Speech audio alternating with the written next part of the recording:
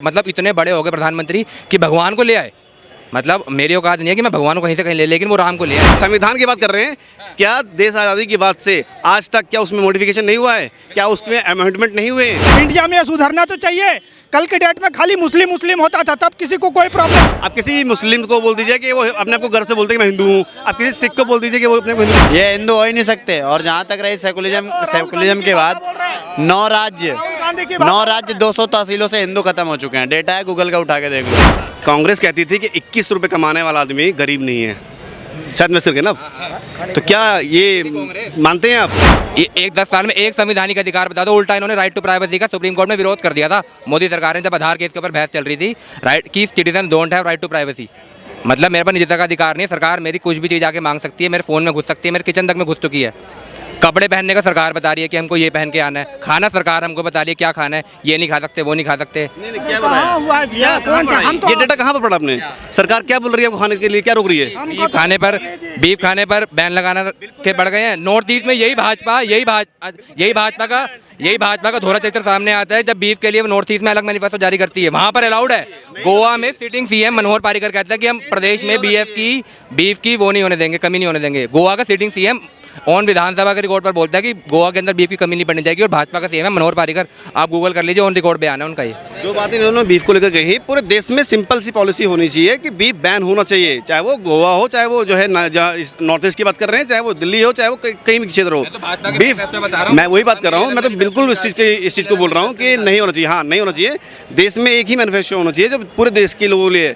BJP सरकार ने काम किए, काम बहुत अच्छा किया। कई सड़कों से इतना अच्छा मैंने कभी बनते हुए देखी नहीं थी।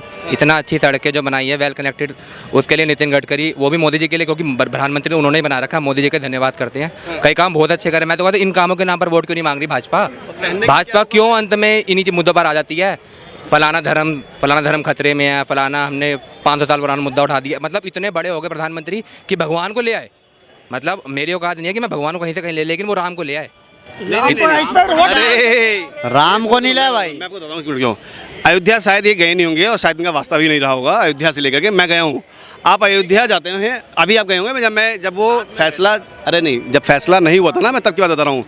जब वर्डिक आई थी उससे पहले की बात बता रहा हूँ मैं आपको जब अयोध्या में जहाँ पर गेट बना हुआ था राम मंदिर जाने के लिए, वहाँ से आपको ऐसे जाना होता था जैसे आप तिहाड़ जेल के अंदर जा रहे हो। इतनी बुरी स्थिति थी। मैं जब गया था, मुझे अपने आप पे शर्म आया था कि हम देश के अंदर ऐसे कैसे नागरिक हैं। हिंदू होने के नाते हमें जब अपने मंदिर में भगवान के दर्शन करने जाने होते थे तो इतनी बुरी स्थिति थी ना, जिसका कोई जवाब नहीं है। और जांच का विषय अलग ही था, लेकिन वो पूरा एक छोटा जांच तो बहुत ज़रूरी था, वो विषय भी अलग है। लेकिन हमारे देश में अमरनाथ यात्रा होती है, पता है, पत्थरबाजी होती है। रामनवमी होती है, पत्थरबाजी होती है। आप बताइए कि जहाँ पर हमारे देश में जब अन्य धर्म के लोग हैं, उनका किसी भी शोभा यात्राएँ निकाली जाती हैं, किस प्रकार से कोई खलन डालता है क्या? नहीं डालता। क्यों नहीं डालता? क्योंकि हमारे यहाँ ऐसी चीज़ें सिखाई नहीं जाती है।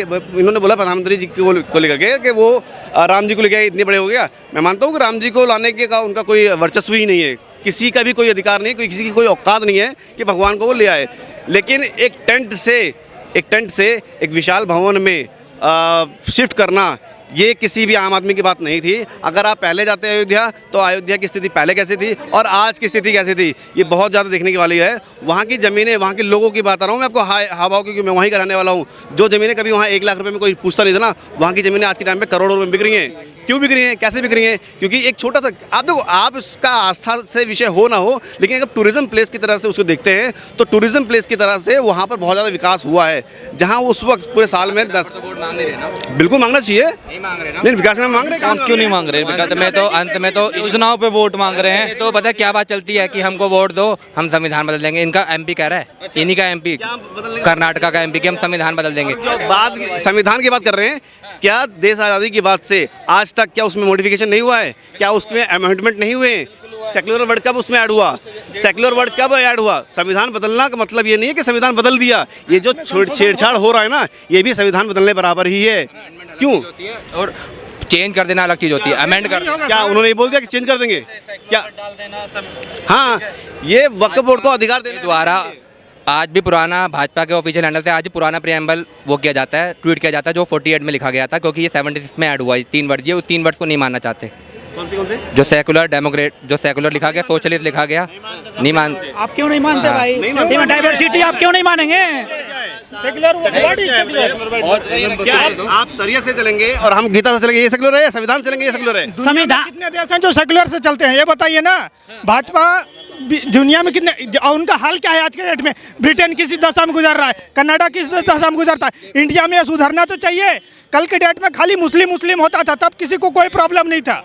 किसी को खाली देश में मुस्लिम 2014 से पहले खाली मुस्लिम मुस्लिम होता था, तब कोई बात नहीं करता था। आज के डेट में हिंदू मुस्लिम हो रहा है, सब हिंदू मुस्लिम हो रहा है। अरे होगा क्यों नहीं, है हिंदू कंट्री है, दुनिया में एकमात्र हिंदू कंट्री है जिसमें हिंदू अमन चैन से रह सकता है।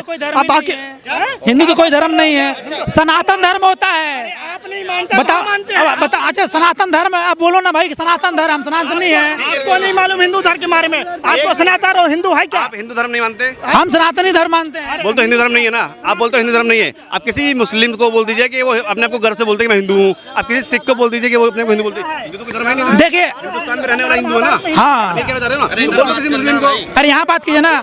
देखिए जब हम लोग आपस में जाति और धर्म के नाम पर लड़ेंगे, तुम हिंदू नहीं हो मेरे भाई। ये क्यों कहा? अरे आप हिंदू हैं या नहीं है? मैं सनातनी हूँ, मैं हिंदू नहीं हूँ।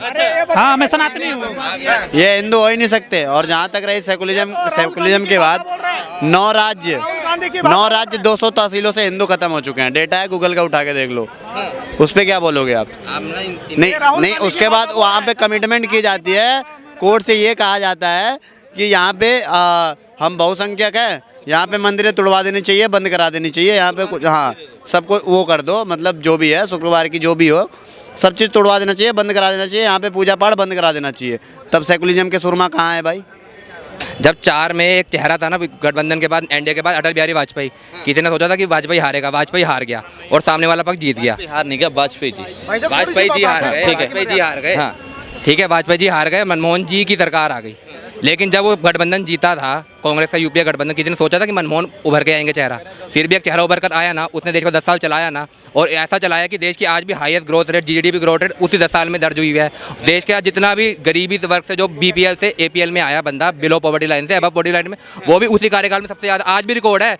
उस 10 साल में सवाल यही है ना कि चेहरा कौन है इस समय? मैं इसी का जवाब दे रहा हूँ आपको कि चेहरा अपने आप निकलता है। 140 करोड़ का देश है, इतने भी फुद्दू लोग नहीं है देश में कि कोई प्रधानमंत्री पद का नेता ना हो। मोदी जी भी सन 2010 में कोई जानता नहीं था कि मोदी का चेहरा उभर कर आएगा। 2012 में उभर कर आए ना वो, कि आपको कोई नहीं पता कि कौन का प्रधानमंत्री बन जाए। इसमें एक चीज़ मिस कर गए। कांग्रेस कहती थी कि 21 रुपये कमाने वाला आदमी गरीब नहीं है, शायद मिस कर गए ना। तो क्या ये मानते हैं आप 21 रुपये कमाने वाला आदमी अमीर के जीडीपी बचाई थी ये कांग्रेस? ये मनमोहन सिंह के कार्यकाल में ही हुआ है। जवाब दे दीजिए, पहले जवाब ले लीजिए। मनमोहन सिंह ने ये जवाब बोला था, 14 में उसको जवाब मिल गया, आगे 44 सीटों पर। भाजपा ये चाहती है। दूसरा, सीए को लेकर अभी चल रहा है विरोध। सीए भी मनमोहन सिंह जी लाना चाहते थे। सीए का विरोध चल रहा है इस वक्त, वो भी मनमोहन सिंह लाना चाहते थे। हाँ, सीए के तो मैं भी पक्ष में खड़ा हूँ। सीए तो कानून सही है। सीए आज के समय पे कांग्रेस तो विरोध में है। हाँ, सीए का विरोध करना कोई बनता नहीं था, क्योंकि कानून बिल्कुल सही आया हुआ था। जब किसी ने क्रोनोलॉजी समझाई थी, याद है किसी ने क्रोनोलॉजी समझाई थी हमको? आप क्रोनोलॉजी समझिए कि पहले एनआरसी आएगा, फिर एनपी वो आएगा, फिर सीए आएगा। ओवैसी नहीं समझाई थी सर, देश के गृह मंत्री ने समझाई थी उस समय के। उसका मतलब क्या था कि जो एक जनगणना होगी जिसके तहत सबसे डॉक्यूमेंट माने जाएंगे, फलाना बंदा जो डॉक्यूमेंट नहीं दिखा पाएगा वो बाहर हो जाएगा। फिर सीए का कवच आएगा जो इन धर्मों को बचा लेगा, एक्सेप्ट एक धर्म छूट जाएगा। अगर वो क्रोनोलॉजी ना समझाता ना तो सीए से किसी को दिक्कत नहीं थी। उसने क्रोनोलॉजी समझा के देश में दिक्कत पैदा करी थी। और फिर इतना जब विरोध हुआ ना, इतनी सो कॉल्ड मजबूत सरकार थी है, जब इस्लामिक देशों से विरोध आया तो 5 साल शांत हो गई। अंत में चुनाव के समय इनको उसके नियम बनाने पड़े। जब यूए ने विरोध किया, बहरे और वहाँ के जितने भी मिडिल ईस्ट के देशों ने विरोध दर्ज कराना शुरू किया, इन्होंने इसको ठंडे बस्ते में डाल दिया मामला। इसका जवाब, जब ये आपने बोला इतने इस्लामिक कंट्रियों ने विरोध दर्ज किया, तो जितने भी बांग्लादेशी भाग के इंडिया आ रहे हैं वो वहाँ चले जाएं। जितने बर्मा से भाग के रोहिंग्या यहाँ आ रहे हैं वो वहाँ चले जाएं। उनको बुला लेना, उनको शरण दे दें। क्यों नहीं शरण देते वहाँ पर? वहाँ के लोग तो बल्कि हिंदुस्तान के चेहरा पूछा मैंने आपसे, चेहरा नहीं बताया। गठबंधन में चेहरे तो मैं कहीं बता दूंगा। हाँ, बता। मैंने कितने सिटिंग चीफ मिनिस्टर इस गठबंधन में जो सालों से चीफ मिनिस्टर है। मोदी जी भी 3 टर्म के चीफ मिनिस्टर थे ना, उनको इसी पे कहते थे ना कि इनके पास एक्सपीरियंस है। इस गठबंधन के अंदर कितने टर्म के 3 टर्म का तो अरविंद केजरीवाल चीफ मिनिस्टर है, तीसरे टर्म की ममता बनर्जी चल रही है, हेमंत सोरेन चल रहा है चीफ मिनिस्टर।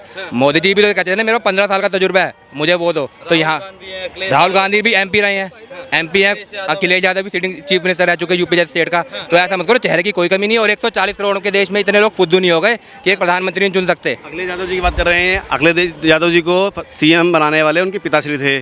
उसके बाद में जब उन्होंने ट्राई किया, हार गए। पहली बात। दूसरी बात दोबारा भारतीय जनता पार्टी ने बनाई थी, जीते हैं, लेकिन वो पहली बार बनाया गया, लेकिन अपने बल पे जीते हैं वो। पहली बार तो दूसरे अटेम्प्ट में जीते तो, तीसरे अटेम्प्ट में जीते तो, चौथे अटेम्प्ट में प्राइम मिनिस्टर बने, पांचवें अटेम्प्ट में प्राइम मिनिस्टर बने। अचीवमेंट है। मैंने 3 टर्म वाले ममता भी बोला, मैंने केजरीवाल भी। जी, ममता बनर्जी की अगर बात करते हो, हमारे देश की पहली राजधानी थी बंगाल। एक समय में देश में सबसे पहले मेट्रो आई थी बंगाल में। आज की स्थिति क्या है, कौन सी जगह पे? अगर आप डर्टी स्टेट ढूंढेंगे ना, तो शायद तीसरे चौथे नंबर पर आता है। सबसे ज़्यादा डर्टी, सबसे ज़्यादा गरीबी इस वक्त बंगाल में है। अब वहाँ के लोगों के आप जब आप जीवन को नहीं देख रहे, आप वहाँ पे देख रहे हैं कि किस तरह से लोग वहाँ परेशान होकर बाहर जा रहे हैं। तो ऐसे गुजरात से कितने लोग दिल्ली आते हैं पलायन करके, गुजरात से कितने लोग जो है बिहार जाते हैं, पंजाब जाते हैं, लेकिन बंगाल से लोग दिल्ली आते हैं, यूपी आते हैं, पंजाब जाते हैं। क्यों जाते हैं? क्योंकि वहाँ की सरकारें कहीं ना कहीं इस मामले में अक्षम है। स्टेट रहे हैं ना labour supplying states, Bihar, UP, Madhya Pradesh, Chhattisgarh, Orissa, Bengal, इनमें से मैक्सिमम में ना 4-4 टर्म की भाजपा सरकारें चल रही हैं। 4-4 टर्म की। MP, बिहार, मध्य प्रदेश, यूपी में सेकंड टर्म चल रहा है। तो ये दूसरी पार्टी से ब्लेम डालना बंद कर दें। इनकी अपनी 4 टर्म की सरकार चल रही है, इन्होंने भी सुधारा नहीं है। ये भी बात सही। ये बंगाल में नहीं जाएंगे, अभी भी बंगाल से करने गए। बंगाल में भी बता रहे हैं, पंजाब। हाँ, मैक्सिमम स्टेट में भाजपा की 4-4 टर्म की सरकारें चल रही हैं। आपने कितने MP वालों को देखा है यूपी के अंदर, दिल्ली के अंदर? कौन सा यार, मैं MP का आदमी हूँ। आप किस आधार पर कह रहे हैं कि MP के आदमी दिल्ली आते हैं या फिर अन्य राज्यों में? मैं खुद छत्तीसगढ़ से आया हूँ, मैं जानता हूँ वहाँ के आदिवासी बहुल इलाका से आता हूँ। भले आदमी वहाँ रोजगार है अभी के डेट में।